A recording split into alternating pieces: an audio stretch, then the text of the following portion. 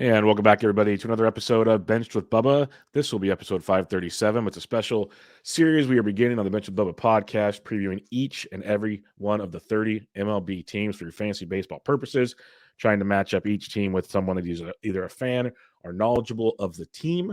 And we're going to kick this off with the Minnesota Twins. There's no method of the madness on the order of the teams. This is just kind of first come, first serve. And the Twins check the box first. They have a lot of fun names to talk about, too. In order to break them all down, got a good friend of the show, good friend of mine. Got to luckily meet him in Arizona this year. Awesome guy on the mic and in person. You can find him on Twitter at dmendy02. David Mendelson, how we doing, my friend?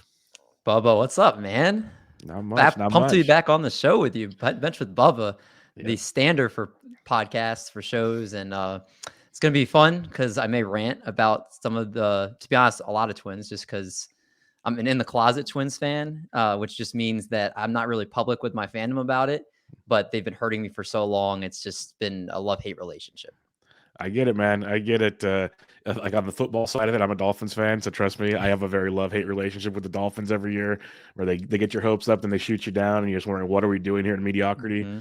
The Twins kind of sum that up a little bit. I can see how you're feeling about that. So, yeah, when I walk around here, it's like all Niners fans and stuff. So I just kind of walk around as a closeted Dolphins fan, and then they actually get to play on Sunday, and they give me false hope like they do all the time. Like, yeah, I'm used to it.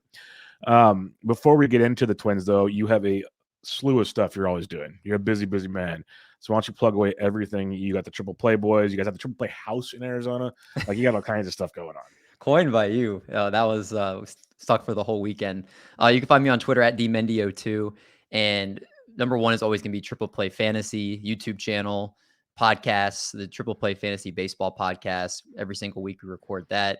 I also do football content as well. A bunch of my bets are over on the 33rd team. I do football and baseball for Fantasy Pros, and my baseball rankings will be on Fantrax this year. I don't know how much writing I'm going to be doing. I got a lot of personal stuff in my life coming up that my writing may be on hold for a little bit, but I will be doing video content, rankings, and stuff all throughout. But yeah, just love fantasy baseball. So just pumped to be talking about it now that we're in January, and I feel like draft season's like picking up. Kicking up in a big way. That's kind of why I wanted to do these series in January, so everyone can really get going. And because we know a lot of the big names, we're going to cover them obviously with these teams, but there's a lot of like the later round guys that might actually be sneakier than we think. Maybe they're just kind of a waste of time. Who knows? And that's kind of the fun of getting into the weeds and all this stuff. But let's kick it off. We're gonna, you can go to Roster Resource for those that are curious to go check those out. There's a lot of other like great websites for that. I reference an FBC DC ADP. We can reference a lot of other things. The ADP, I guess, isn't as important as much as is this guy even worth our time for the most part. And why not start it off with one of the biggest question marks worth our time in all of baseball? The uber talented, always injured Byron Buxton, my friend. Like, he went full William H. Hayes a couple years ago, started selling out for power, then didn't run at all. Then he gets hurt, but in 92 games, it's 28 jacks. The talent's ridiculous. We say it every single season with Byron Buxton. It's just a matter of, is he going to play? ADP is around 115-ish right now. How are you looking at a guy like Byron Buxton? Because it's a gigantic risk, but we know the reward's great if it ever panned out. Yeah, I mean, that's it. It's the same story with him every year. It's like you get him for a full season, and these are his 162 game numbers. Oh, if you take off 20 games and you assume for injury, these are still his numbers. But throughout the 2015 season when he was called up, throughout the 2020 season because it was shortened, he still missed a lot of time in both those seasons with injuries, granted. But over across the other 6 seasons he's played, he's an average 83 games. So you're getting about half a season every single year he's been in the big leagues for a full season. And he's only played over 100 games once. So fool me once, shame on me. Fool me twice, shame on you. If you drafted him, this has literally been the same story. He's most likely not going to play 100 games. Believe it or not, I was actually shocked that he's already 29 years old. I didn't realize he already had gotten to that point. I thought he was still like 24, 25, maybe 26. But this is somebody that you should probably, if you're going to draft him, bank on him playing somewhere between 70 to 90 games. And if he gets more than that, great. But if you draft him, you have to realize, especially at a thin position like outfield this year, that you have to make sure that you get more outfielders later on and be aggressive with getting guys that could give replacement production. Because this is something every year that you see it, and it's like clockwork. So I can't, me personally, I took him 2 leagues last year, and both those leagues he killed me. I probably am not doing it again. Yeah, it's a really tricky one because this sky is the limit, honestly, for this kid. Yep. He just can't do it. So it's like, okay, like you mentioned the part where you have to take more outfielders, so it definitely changes your draft strategy. And that's something all of our shows talk about always, like preparing for the draft strategy, roster construction. And he's a big factor of your roster construction if you know you're taking him. And it's one of those, people talk about replacement values. It's okay. So if I have him, who am I filling in for the other like 60 games? How does that equate to the total stat line? That's a question. But then you have to like literally keep a guy on your roster the whole time for that. And so literally you're dedicating 2 roster spots essentially to one player potentially. And that could be a little stressful as well. So yeah, I think we're on the same page on Buxton. Personally, as just a baseball fan, I'd love for him to play a full season and like let's just really see what this kid has. But it's just tough to see. It is. Let's go to Carlos Correa. He was a twin, then he was a Giant, then he was a Met. Now he's a twin again. And he's got a shorter deal, but he's still getting paid. So good for him. In his first year with the Twins last year, 22 homers, hit 291. He had some counting stats that were less than desirable. I don't think people realize that in 136 games. 70 runs scored to 64 RBIs. That kind of stood out to me when looking at him about a week ago. So what's your thoughts on Correa? He's got his money. He's back. There's the ankle injury. That's not an ankle injury. That might be an ankle injury. How do you feel on Correa this year, who you're not paying a premium for at shortstop? He's got the most famous lower leg in baseball right now. Yep. But if this isn't the definition of being a Twins fan, honestly, it's like the Mets say nope. The Giants say nope. Twins are like, we're going to overlook it. We're just going to sign you anyway for 6 years. This is what they do. They get you excited because they say they're going to spend money and they're going to bring in people, but they bring in the people you don't want. They bring in, the like Tyler Molleys and Sonny Grays. And it's so frustrating. This is another example of it. But in terms of draft value for Correa, like you mentioned, you're getting tremendous value with him. He's the 15th shortstop going off the board. And yes, maybe this doesn't look the same in 6 years, but for this year, for redraft purposes, he's played in 136 or more games in back-to-back years. He knows the ballpark well. He knows the team well. He should hit somewhere in the middle of the lineup. And you got a guy like Luis Arraez, who led the majors in batting, or led the American League in batting average last year at the top. I do think there is a better season for him coming this year. So he'll play in enough games, be able to produce in a decent lineup, and the value, I think, being the biggest factor. The 15th shortstop going off the board at pick 122. If you wait on shortstop, he's one of the perfect guys to wait for. Yeah, I think it's a great call just because, and you hit something there. We're worried about this year, not 6 years from now. The contract doesn't mean anything to us in fantasy. I think we all kind of get caught up in that as, they hear the injury. Well, that injury for a long-term deal is way more important than us playing this season. And since he's had the surgery on that ankle, he's played, like you mentioned, 148, 136 games. So he's played a lot of games since he's had that injury. So I'm with you on this. Like, I've never been the biggest Correa fan, but all things considered, for the price tag, it's definitely intriguing. Wish the counting stats would come up. Maybe they will this year. It's still like we make fun of the Twins. We'll talk about the rest of their roster here, but their offense is at least, decent. Like, they'll put up runs. So that makes Correa definitely viable in that lineup. Speaking of the middle of that lineup, potentially is Jose Miranda, first base, third base eligible in your NFBC platforms. He was a big hyped up guy last season in draft champions seasons because of the power he showcased the year before in the minors. We saw a little bit of it last year, but he's got a great hit tool. Like, we got to be really happy with what he's doing at the plate. What are we expecting from Miranda this year? Because some people, it's like you're all in or you're all out on a guy like Jose Miranda. Count me in as one of the all-in crowd. He's probably my favorite player, both pitcher and hitter wise, for this team that I will be drafting a lot of in 2023. He qualifies first as a third baseman, which we know is a very premium position. So you can get that positional flexibility with him. He hit 251 in the first half, but 280 in the second half. In June and July, hit over 300. And after May, didn't have a month where he hit below 259 in a month. He's an amazing contact hitter. I believe struck out sub 20% in his rookie season. And this is just somebody he's really starting to grow as a hitter. Roster Resource has him hitting 6th. So I do think this will be somebody that's going to be hitting 3, 4, or 5 sooner rather than later in this Twins lineup. I think he'll be right at the heart of the order. And if you listen to Bench with Bubba, Toby loves those 0-2 stats. What are they doing 0-2 counts? Yep. Well, in 0-2 counts last year, he was a 241 hitter, which is absolutely nuts in an 0-2 count to be anything close to 241. So he really sees the ball well, especially with 2 strikes. And if you look at his track record in the minor leagues, a lot of it carries over. He had 30 home run power the year before he was called up. Steamer right now, I think, projects him around 269 batting average, 20 home runs. So you will take that, especially where he's going right now in drafts, right around pick 160. And there's just nothing to me that sticks out as something that could be a negative for drafting him right now. Yep, no, that's the thing is he seems like a safe option with a big ceiling because I think I'm waiting to see that power get tapped into we saw in the minors. And I think if he could take that step, it'd be tremendous. I like the adjustments he made in the second half last year, just the overall hit tool. He had that stretch for like a month and a half. It felt like he was just in fuego, which was really good to see. He kind of hit for less power but more average, but the hard hit rate was still really good. So it's just like a few little tweaks there, and it could be real interesting with Jose Miranda. So very fun pick, corner infield, first base, third base guy, like quite a bit as well. Jorge Polanco. Now, this is a conundrum, and you're not paying for it anymore because last year you paid the price because he had a 2021 with 33 homers and 11 steals. Never been the biggest of power guys, but it's at least slowly developed over time. The steals are really it's only a second double-digit steal season too, but he only had 235 last year. That's like my biggest concern out of the lack of power and stolen bases. Walked a ton though, so maybe it's a different approach to the plate. I don't know. So what's your thoughts on Jorge Polanco? Because if we could even get like a middle ground between last year and 2021, to me is a great value at this price. But can we get that's the question. Yeah, I mean, he's going as the 10th second baseman off the board right now.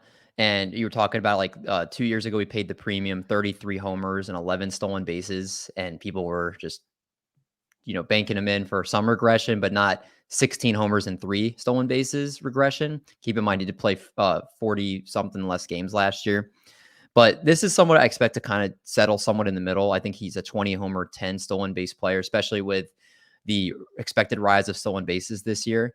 He is one of the better hitters in terms of just contact ability in the Twins lineup.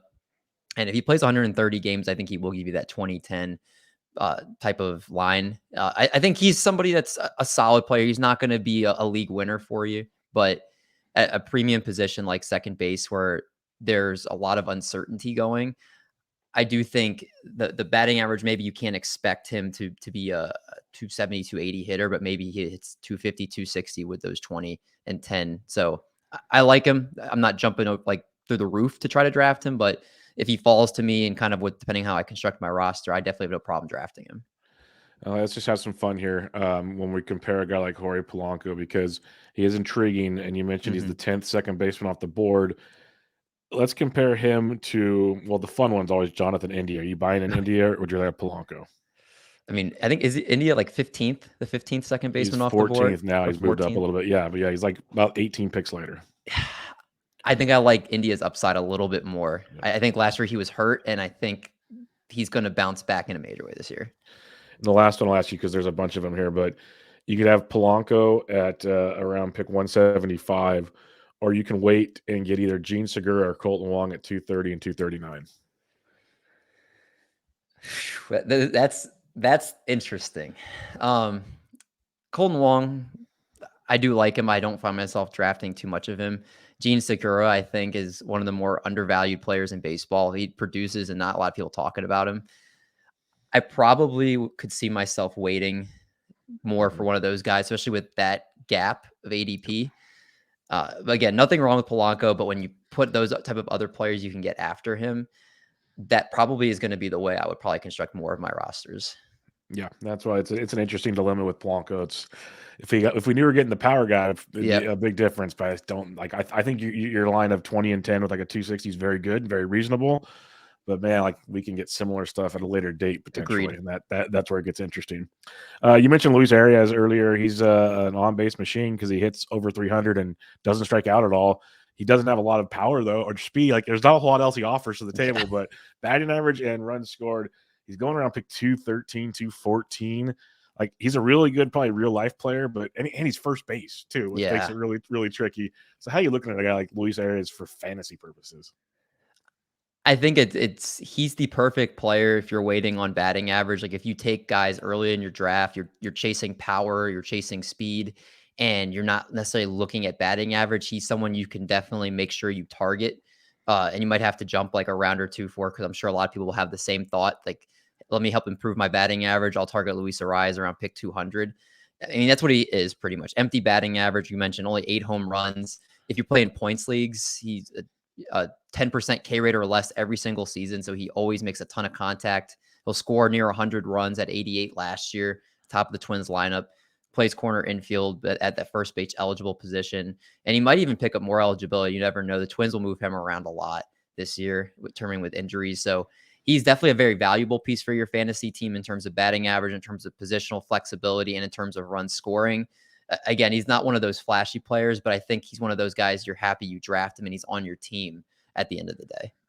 Yeah, and I think one thing with Arraez, I always screw up pronouncing his name, but he's at least first base, second base, so you're getting corner and middle. So I guess and this is always kind of the answer that people hate so much. I think I like him more almost in a like a DC, a draft and hold format where I can use Yeah, that flexibility more. Where like a redraft league, it just feels like it's empty batting average, and yeah. it's so tough to go with there. But the dude's great, and he also might get traded to the Marlins. So we'll see how that Good, goes. yeah. He's rumored in that deal. If So the we'll see what Twins trade for Pablo Lopez, I happens. will throw a tirade because we already know how documented he is outside of Yeah. Marlins Park. Mhm. It would be such a Twins move to think Yep. he's the answer, and then he gets like a 4.5 ERA with the Twins, and just another Twins pitcher. It's literally like clockwork. Yep. Rinse and repeat. They did add a new catcher this year, though, in Mhm. Christian Vasquez. I was kind of surprised this is Vasquez's landing spot. It's a good spot. He's a good defensive catcher.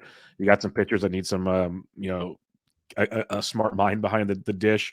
Probably a much better real life play for the Twins. But there are a few upsides with him behind the dish for catcher. So, what's your thoughts on Vasquez fantasy wise this year? I like him as a catcher two target if you're in a two catcher league. I have him ranked as just as a back end, or I should say high end catcher two. I don't really have him as a catcher one if you're in like a 12 team league. He's somebody that is pretty decent defensive numbers and should be the Twins starting catcher, and that's valuable. They do like Ryan Jeffers a lot, so Ryan Jeffers will be mixed in, but we've seen Twins catchers. We saw it with Mitch Garver before. They're not afraid to, if one of these two guys separates themselves, to especially with the stick, to really put themselves in the lineup and put it consistently. Vasquez is a decent hitting catcher. He's put up decent numbers the last couple seasons. He's somebody, again, like I'm not making a priority to draft, but if you wait on catcher, he's not bad to as a high end second catcher. I would pair. Just I'm not drafting him in a one catcher league and thinking I want anything special. I 100% agree with you. In a two catcher league, if you kind of punt catching, he's not bad because at worst, like you mentioned, he'll give you batting average, which is very Yep. hard to find at the catcher's position. So he's got that going, a little bit of pop. So yeah, I don't hate it at all.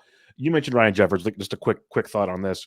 Like, people are really bummed with Vasquez because we saw like decent stuff from Jeffers recently. So it's kind of like, okay, this might be his first year to get like a strong side platoon or something Mhm. at the position. Is he still viable in any formats? Or is he more for waiver wire fodder, hoping he maybe gets the role sometime? Waiver wire. The Twins see him every day, and it's like nothing using stats or anything. But if your own organization that sees you every single day, That's a good and point. if they really thought that you were going to win the job, why would they acquire someone like Christian Vasquez, who is going to take over the starting role? There must be something that we're not seeing that they see, but they don't trust him to be the starting catcher. So I'm not going to be trusting him on any of my teams. Great point. The last main hitter we'll dig into, I have a couple more quick hitters coming up here, but Nick Gordon, I wanted to mention him because it's an oh so popular name. I Mhm. loved him off the waiver wire all over the place last year. I was a big fan, and he stopped platooning as often, which was good to see. He got second base outfield eligibility, which is nice also. He's got some power and some speed. We know what he has. Problem is the Twins keep bringing in more and more bats, Yep. Mendy. So how are we assessing Nick Gordon, who like maybe a month or two ago was like, sweet, he's locked in, we're going to get some action, and now it's kind of like getting crowded in Minnesota. Yeah, I mean, I'm happy on roster resource they have him starting, which Yeah, is a big deal because that wasn't the case last year. He does. You did mention he can play a couple different positions, so with injuries, he could technically plug in a lot of different places here for them.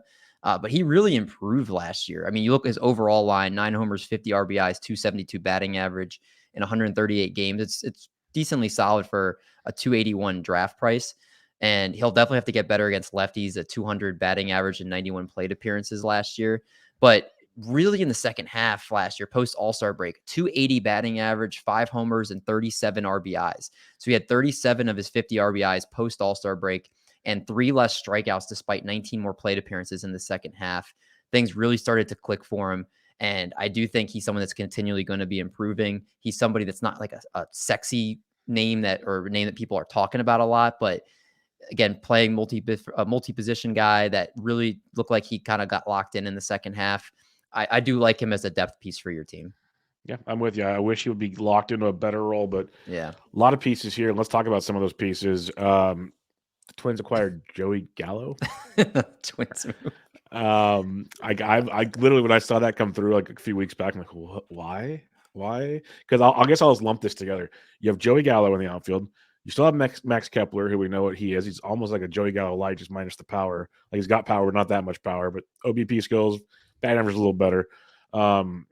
He's remembered to get traded though, so Kepler is interesting. And then you still have Alex Kirilloff, who apparently is healthy as of now. We'll see, but he can play first base. He can play the outfield. So you have those three pieces in Gallo, Kepler, and Kirilloff.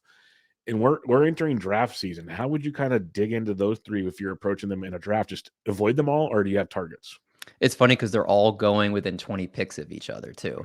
Yeah. And so that's just kind of speaks to just kind of where this team is at in terms of just trying to pile a bunch of pieces and see what sticks. Joey Gallo, I know he played a little bit better outside when he got out of New York, but to me, there are certain players that age well and certain that don't. And Joey Gallo is an example of someone with he had a high strikeout, high power upside when he was with Texas. And now it's looking like more just high strikeout stuff as he's getting older. I will not be drafting any Joey Gallo on any of my teams, even though the ADP right now isn't bad at 431. Alex Kirilloff was one of my favorite players last year to try to target, but he's had so many wrist problems and he did just get surgery again. And I think he actually had like a special surgery that not many are done. I have to look up what the exact name of it was, but there's promise that he could come back, but I'm not really interested at this point just because I think he's had so much work done on that wrist that I don't think he'll stay healthy. At the end of the day, Max Kepler going the latest of the three is probably where I would take the chance of drafting any of these three guys. We did see him get 36 home runs and 90 RBIs in 2019, but the next 3 years combined, he had 37 home runs. So 1 home run more over the next 3 seasons. But you look kind of under the hood, the ball is still being hit extremely hard. Had top 10 percentile max EV last year, and again going really late. The launch angle is the biggest thing, just because the launch angle has been down. So if he could start raising his launch angle up again, hitting the ball in the air a little bit more, we could see some type of bounce back from him. Or maybe he just changes teams and he rediscovers it. So him going the latest of the three, and then seeming like there's the easiest tweak he could make, where he could change to look like what he did a few years ago. He's probably the one I would look at the most. Yeah, I'm kind of with you on that. Gallo, I just want nothing to do with at all. Yeah. Kirilloff, I was with you too. I liked him so much last year, but how many wrist injuries is too many wrist injuries is the question. He's one of those like, you need to show me you're healthy. Like, I'll just take the L on this if you do it. Agreed. So I'm with you on the Kepler one too. Like, he's been a guy I've streamed from time to time. The talent's there. It's just putting it back together, like you said. The last hitter I'm going to ask you about is Royce Lewis. Uber talented. We saw him briefly last year. Looked really good for moments when we saw him. Then they decided to play a shortstop in center field. And maybe it's just a center field thing in Minnesota. Buxton, Lewis, like they all have injuries out there. He has to have the ACL surgery or whatever it was in the knee. Still should be back rather early in the season. There's rumors maybe even before the season starts. Who knows? How does that kind of weigh into drafting for fantasy for you, and kind of an outlook on the team and a fantasy perspective? Because it's going to hurt somebody, obviously. Yeah, I mean, he showed that he had the talent last year. Looked like he was going to be almost like a league winner with how he just kind of burst on the scene last year. I've seen various reports, some, like you said, potentially by the season start. I've seen others that have said that he might not return for a month or two in the season. I think it's kind of all over the place with him. And with Carlos Correa entrenched at shortstop now, at least for this season, Jose Miranda plays third base. And I'm kind of wondering, with having 2 ACL surgeries, like, are they going to put him back in the outfield? Yeah. Like that, like if they put him back in the outfield, I'm going to be even more nervous because that's the last position he should be playing coming off these injuries. I think for redraft purposes, I'll take the L if he turns into something this year. I think long-term, there's still value there. But this year, just the uncertainty with his health, his position, and just him coming back and just finding his rhythm again, I'm out on him this year. Yeah, with Lewis potential return, it feels like it's him at short. Correa goes to third because that's what Correa wants, which moves Miranda back to first, which was where he was before, which makes Luis Arraez and Max Kepler for Pablo Lopez feel pretty darn doable in that whole grand scheme of things. Not to try to Yeah. rub it in, but it just seems like it's like Yeah. it puts it together so easily with all the because they have so much depth there now, and it's a weird set of depth for the Minnesota Twins. Let's leave the hitters. Are there any other hitters that stand out to you for any fantasy purposes this year in Minnesota? I think we hit most of them. I think we pretty much hit all of them. Okay. Kyle Farmer's there is also a depth piece. I don't. Yeah. He's not going to play a lot unless there's injuries, and maybe you can stream him if he gets in the starting lineup because of injuries and they're playing at Colorado or something. But yeah, Yeah. not like for drafting. Let's go to the pitchers here. We have starters, we have relievers. I'll just kind of go down the list here, but or let's just let's just group it together here. Bullpen. Jhoan Duran seems to be the man. We know how good he was last year. There's lots to like about him. He's being drafted right now as the guy at pick around 126. You got Jorge Lopez, who was great with Baltimore, got Mhm. traded over, couldn't figure it out as much in Minnesota. He's going at 247, so 120 picks later than Duran. When you look at that bullpen, are you Team Duran? It's his job, or is there something about maybe taking a chance on Lopez that seems appealing to you right now? Duran, which well, let's like preface this.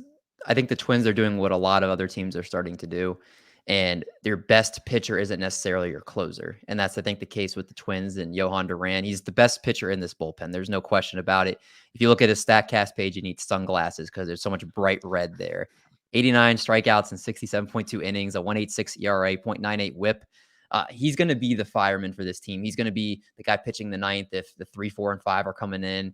If they're in the eighth, he'll come in the eighth. That's kind of his role right now for this team, and I don't see that changing too much. Jorge Lopez, I do think it's the first crack again at this closer job, and if he does well, I think he'll hold on to it pretty much most of the season. It's interesting. You look at the strikeouts once he went to Minnesota, down 28% to 16% from when he was in Baltimore. The walk rate went up, batting average went up, the hard hit balls exit velocity went up. And there were some rumors that the Twins were tinkering with his in terms of the offerings, in terms of that they were trying to have him throw more breaking balls rather than his 97-mile-per-hour nasty sinker. But the data actually shows that it was about 50% with both teams. But the big difference was that his sinker with 2 strikes with Minnesota went down from 47% to 40%. So hopefully that's something the analytics department, the pitching staff, all that them look at and realize with 2 strikes, he has to go to his big money pitch. He has to go to his power sinker. I do think that there's a good chance that he could rebound from that last year, his bad little end of the season with the Twins. And I believe he also had some personal stuff going on with his family too around that time. So I think the fact that you can get Jorge Lopez over 100 picks after, I'm going to be drafting a lot more Jorge Lopez than Jhoan Duran this year. I like it. I like it. It's going out on a limb there, but you get the definite value, and it's a great point you make because Baldelli loves to do the committee or the leverage pitching. He's a Yeah. big fan that we've seen in the past with even some of the other closers. Like he'll throw them for 2 innings and let them do their thing, and you won't see him for a couple days. Like he doesn't care as much about the closer. And you mentioned a lot of teams are going that way because it's actually the right baseball thing to do. They don't care about our fantasy team, so that's a very good point. And you get 120 pick difference. That could be a nice little later round a gift there. Is there anybody else in the bullpen that stands out as a guy to maybe keep an eye on? You got Griffin Jacks, who some are pretty high on, Yep. was once a pitcher, but now or a starter, but now he's in the bullpen. Might be a better spot for him. Caleb Thielbar is a strikeout machine. Yeah. Would there be anybody else you kind of look at in the back end, like late, maybe in a draft and hold? Griffin Jacks is the guy. I'll be drafting a lot of Griffin Jacks this year. You touched on it. Used to be a starter. Really has honed in on his slider 48% of the time last year with a 194 XBA and a 36% whiff rate. But one thing that he's been doing this offseason is he actually went the magic word, drive line baseball. There you go. And he's really, it seems like it's in the early stages, just is really starting to pay off for him. He's been working with plyo care balls, and they said he hit 99.8 miles per hour on one of his throws with the plyo care balls. Keep in mind his velocity last year was 95.4. So the fact that he could increase his fastball velocity to make that a harder pitch, along with that devastating slider, I would not be surprised if by the end of the season whether it's injury to Lopez or Lopez isn't effective, if Griffin Jax steps into the closer role and gets more saves than Jhoan Duran does. So Griffin Jax is somebody, if you're looking for closer speculation, he's a great guy to grab at the end of your drafts. If you're in a DC 50, he's someone you got to draft on your teams at the end just for the chance that he commits a bunch of saves for you. He's, I think, the best bullpen arm that's not the first two guys we talked about, and he could get thrust into 15 to 20 saves in the right situation. So he's the guy I would look at. Outstanding Griffin Jack's time. Let's talk starting pitching with the Minnesota Twins. And I've always made fun of the Twins in the past because their rotation just usually complete Yep. garbage outside of like one guy. I was like, you got this team, it's so close, and you just can't. At least looking now, it's like they're serviceable pitchers. They're guys you could see at least not being just complete gas cans. And we'll start at the top with your best of the best here, and that's Joe Ryan. We high hopes for the young arm. He kind of got a better glimpse last year of a run in the bigs, making 27 starts, obviously the most in his career, and overall looks pretty darn good. So what are we expecting from Joe Ryan going into 2023? And Joe Ryan to me is a jag. Like, he's just a guy. Pre All-Star break 2.99 ERA, post All-Star break 4.14. Whip went up. Much better at home on the road, like most pitchers that aren't in like pitcher or homer ballparks. ERA drastically goes up once he's seen once through the order. Not an overpowering pitcher. He kind of relies on more of deception, I think, than anything. He's fine, going to pick 143. I think it's interesting. There's a lot of players that go around him that are appealing. Like, you can get Jesus Luzardo as the pitcher right before him. Freddie Peralta goes right before him. You can get Lucas Giolito right after him. Like, I don't know about you, Bubba, but those upsides that those guys possess, I think, are a lot greater than what Joe Ryan gives you. So I would rather take a chance on those guys than him. No, that's a great point because Joe Ryan, we've kind of seen there's always a chance for development elsewhere, but we kind of seen who he is, like you're saying. So I'm with you on that. Like, I'd even be willing to like get Chris Bassett later on or something and know what we get out of that. So yeah, it's I probably won't have a whole lot of Joe Ryan, who was like one of the talks of the town last year. Yeah, everyone wanted Joe Ryan. And maybe that's my detriment. Maybe it's just now the time to get Joe Ryan. We'll see. But yeah, I'm kind of with you. He seems just like the second half did not overwhelm me for the development process with Joe Ryan at all. Talking about second halves, we have Sonny Gray, who it was quite a weird year for Sonny Gray. Ratios were pretty good. Couldn't strike out anybody. It was an overall weird season for Sonny Gray, his first season with the Twins. But it feels like, to me, maybe I'm just overthinking it, at an ADP around 215, this seems like a guy that's worth taking a chance on at this point in time. But what's your thoughts on Sonny Gray? I'm with you. I think out of all the Twins pitchers, he's probably the one I'll draft the most of. A 3.08 ERA, 119.2 innings this year. I think he is, even though Joe Ryan's technically the ace of the staff, I think he is the ace of the staff. He has to play against the Tigers and the Royals a lot, like most of these Twins pitchers. But if you take out, he had 2 blow-up games in July where he gave up combined 11 earned runs. But outside of that, was pretty steady most of the season. I think where you're getting him, he's a great, fifth pitcher to your rotation. It's not going to be somebody that's sexy or give you a ton of strikeouts, but probably give you like a K per 9 and give you like a 3 ERA and give you potentially, 10 to 12 wins. So I think he's fine too. Like, he's a lot better at his ADP than Joe Ryan is. So I think I'm with you. He's probably somebody that I think with that draft value, like I'll definitely be drafting him. And then the other 3 in the rotation, you have Bailey Ober, Tyler Mahle, and Kenta Maeda. They're all going around like 250 to 330. So they're all later picks, maybe streamable picks throughout the season. Are there any of these guys you can talk about all of them if you want, but is there anything that stands out with these guys that maybe makes them more fantasy interesting to you this year? Kenta Maeda, first year back from Tommy John, probably more of a waiver wire guy I'll look at. I don't think I'll draft him too much.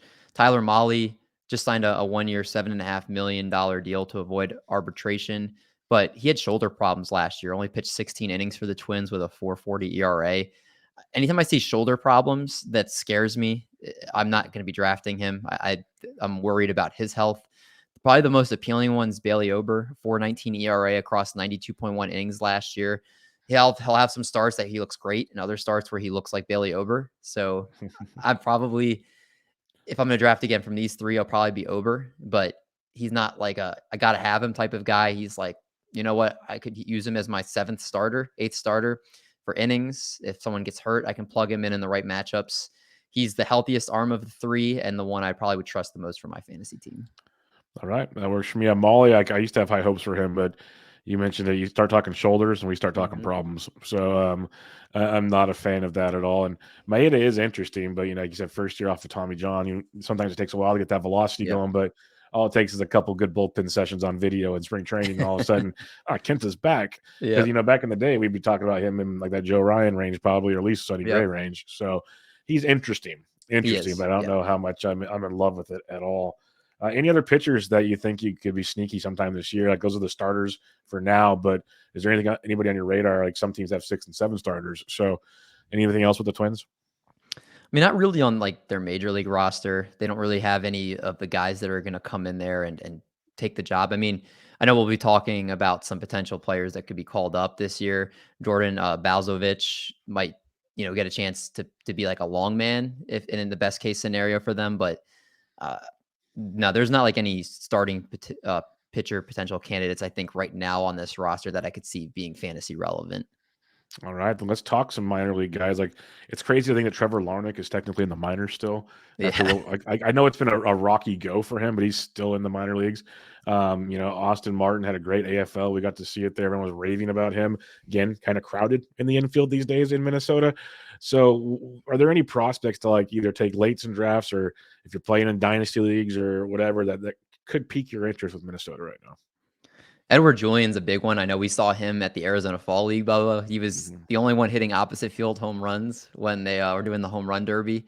But he's somebody that I think is really interesting. 113 games at double, had a 300 batting average, 19 doubles, 3 triples, 17 home runs. I don't think like there's a ton of power that where he's going to be like a 30 home run player or anything like that at the big leagues, but he's someone that should hit the top of the order. He'd be the guy if the Twins trade Luis Arraez that I think would potentially make the jump from Double A to get a shot at the big leagues this year because he's a very similar player profile in terms of low strikeouts, high batting average type of player they could plug in at the middle infield at second base. So I think he's definitely somebody that's very intriguing there. Simeon Woods Richardson is another player who was part of the Jose Barrios trade. 107 in the third innings last year, a 2.93 ERA. He's not anything special. He was the Twins' highest ranked pitching prospect at one point, and maybe he might be a guy that like, hey, there's an injury to the pitching staff. Simeon Woods Richardson gets the call to to pitch 2 games while someone's on the IL. He's not like anybody I think is going to be a league winner. The 2 players I think this year that might make the biggest impact is Louis Varland, who is the first back-to-back Twins minor league pitcher of the year since Jose Barrios. 24 minor league appearances last year, a 3.06 ERA, 10.4 K per 9. He's supposed to start the year in AAA, but he would be the guy I think would be first called up in terms of if there is actually an injury to that rotation, or if he were to pitch really well in spring training. I think he could be the guy. Nasty stuff. Again, he has to take care of his walks. He had a 126 whip last year, so that's his biggest bugaboo. Ultimately, I think the guy that you might see most this year is Matt Wallner, who is right now the #1 prospect for the Twins. And this is a guy that actually was ranked behind like Alex Kirilloff and Trevor Larnach, but he's got so much power. And he does have a lot of strikeouts too. 37% strikeout rate in the minor leagues, which is not good. But 35 doubles and 29 home runs combined across 3 levels last year.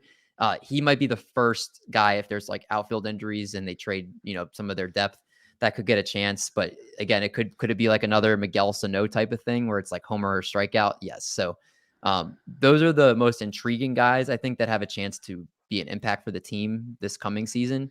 But injuries will be, I think, the biggest question for that because they're not like there's not any slam dunk. These guys are going to come in first month or 2 of the season and be impact players. I think these are guys that with injuries and maybe best case scenario, they're contributors, but not slam dunks by any means. Gotcha. No, that's a good list and some interesting names there that I have not heard talked about a ton. I'm not the biggest prospect guru in the world, but definitely some nice gems in there that could sneak up. And we've seen more and more teams not be afraid to call up guys lately, especially Mhm. like the pitchers part. Guys get injured. We're going to give our top dogs a shot instead of bringing in this guy that's been a journeyman forever to start for a couple starts. So I think that's some really good calls on some of those to keep an eye on. And I know I got some AL only and NL only listeners that like those kind of goodies. So that's much appreciated, my friend. Before we wrap up here with the Twins preview, which has been awesome, a lot of great stuff here. What are your final thoughts? Like, do you have any predictions or thoughts on the Twins this year? I know we started out the show saying how like they basically torture you and all these things, but it still is the AL Central, and I know Yeah. the White Sox should be better than last year. Cleveland still has a pretty darn good team. I think As they're much as going we to want run to make away with it. yeah, as much as we want to make fun of the way they spend their money, still a pretty good baseball team they got going on over there. So you think it's the Guardians the way to go, or do the Twins kind of surprise people like they've done before? I think I love so much about the Guardians this year. Tristan Yeah, McKenzie is I think he's going to be a top 12 starter this year. Oscar Gonzalez is one of my favorite hitters that I'm going to be trying to draft everywhere. The Guardians are just doing it right, and yeah, they're really stockpiling a bunch of talent. I mean, Gavin Williams, a pitcher that's supposed to be coming up soon, Daniel Espino. I think this the Guardians and the White Sox make the playoffs. I think the White Sox take another leap with the new manager in place, and I think Eloy DHing. I think the Twins are going to be fighting with the Royals for third because the Royals I think will be close to a 500 team too. I don't see anything for the Twins. This pitching staff is meh. The hitting is decent. Bullpen is okay. I think they're like a 500-ish team, and that's kind of at this point with the current roster that they have, that's kind of, I think, what most people would probably expect, especially with the two other teams in their division that seem just so much better on paper than them. yeah. That's fair. That's fair. The only way I think they shock the world is if somehow Buxton stays healthy Yeah. and you get like Miranda taking that next step and going from there. But I want to say they're close, but they still got to make a few more moves too. So Well, what's funny is like I know this is like a baseball podcast, but like the Minnesota Vikings this year play in the yep, same state. They were 11-0 in one-score games this year, and then yeah, lost in the playoffs. The one time they yep, lost a one-score game, I could see the Twins being a type of team that, and the Vikings run they actually had a negative differential in terms of points scored to points allowed. I could see the Twins being in the best case scenario that type of thing where they're winning, 9-8, or they're winning 3-2, and just kind of best case scenario, they're winning a lot of those types of games. And you look at their differential, and it's one of those that's like they shouldn't be where they are, and they're exceeding expectations. And if the best case scenario, they get a wild card spot, that they're just blown away in the playoffs like yeah. every year with them. So like that, I think that's their best case scenario. That's how the Giants were a couple years ago. Trust me, because they weren't supposed to be winning, and they were winning all the close games. And it was like, Yep. this is ridiculous. I'm like, yeah, I agree. And they gave the Dodgers a fight, but they shouldn't have been there either. It was one of those things. Like that team was not meant to be in the postseason. So I get it. I get it. But we'll see. We'll see how it goes. It is still only mid-January. We'll have a lot more, trades and fun stuff to talk about as the preseason goes on and draft season keeps cranking up. And you guys got something going on at Triple Play Fantasy. Why don't you talk about the Players Ball coming on back? That's right. We got the Triple Players Ball. If you ever watched the Chappelle Show from the Yep. Player Haters Ball, Oh, yep. we have the patented Golden Cleats trophy that our buddy Tambo took home last year. We had, I think, 45 people compete last year across 3 leagues. We're hoping to do even more people this year. $50 buy-in. It's a DC 50 15-teamer.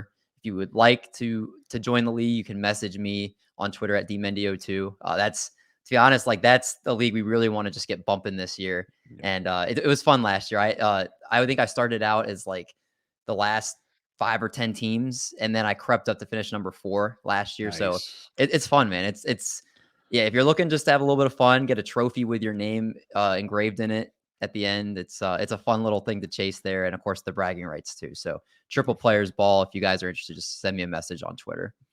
Good people at Triple Play Fantasy. I like messing around with them because they're good people. Known them for a little while now and watching them from their infancy make their rise up the ranks. So it's fun to watch them. Make sure you check out Mindy Triple Play Fantasy, the 3013 football, where he's crushing player props as well. I've been seeing that tweeted out there. Fantasy Pros, Fan Tracks, all the good stuff you mentioned, and on Twitter at dmindy02. Thanks for joining me, my friend. Always a pleasure chatting with you. Bubba, it's pleasure's always mine. Always great catching up with you. You're one of the OGs and one of the best friends I've made in this baseball world. So always appreciate being on with you, my friend.